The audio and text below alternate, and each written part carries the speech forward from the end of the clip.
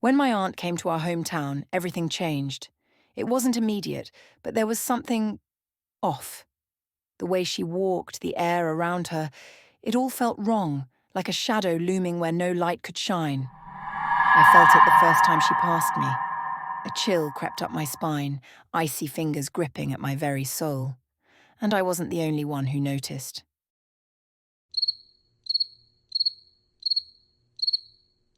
It was my mom who first experienced something truly strange.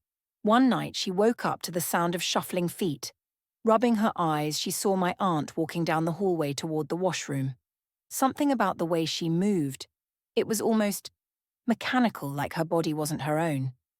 My mom, curious and slightly concerned, decided to follow her.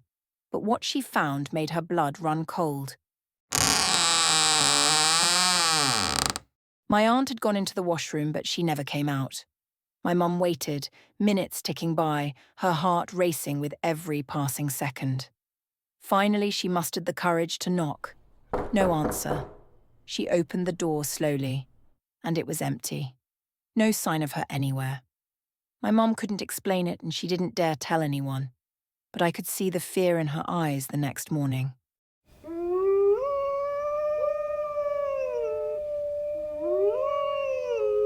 Over the next few days, my aunt's behavior became more and more unsettling.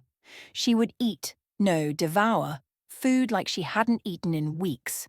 Her appetite seemed insatiable, unnatural.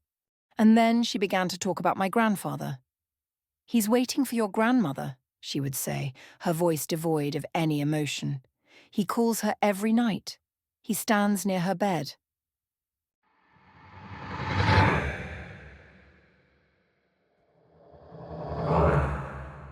Her words made no sense, but they carried a weight that pressed down on all of us. 2 days later, my grandmother passed away. Just like that. It was almost as if my aunt's words had summoned death itself.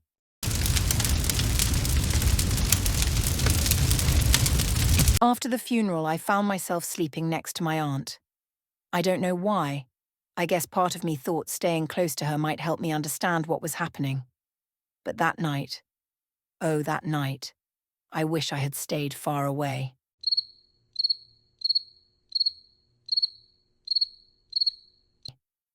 I woke up in the middle of the night, and what I saw made my heart stop. My aunt's face, her skin was pale, almost grey, and her eyes were sunken, lifeless.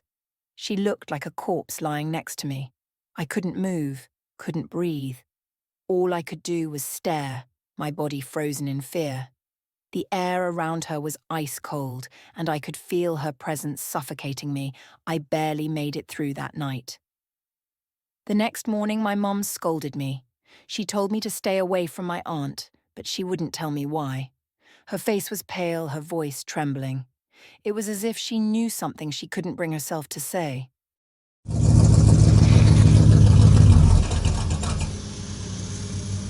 Eventually, my aunt decided to go back to her home.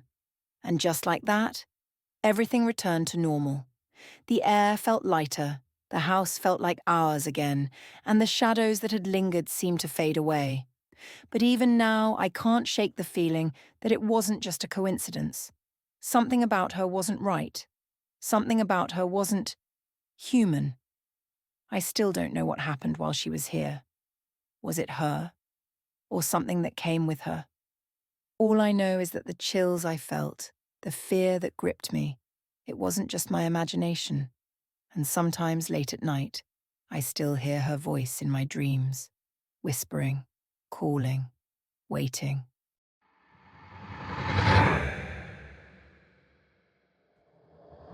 Some secrets are better left buried in the shadows. But what would you do if the darkness followed you?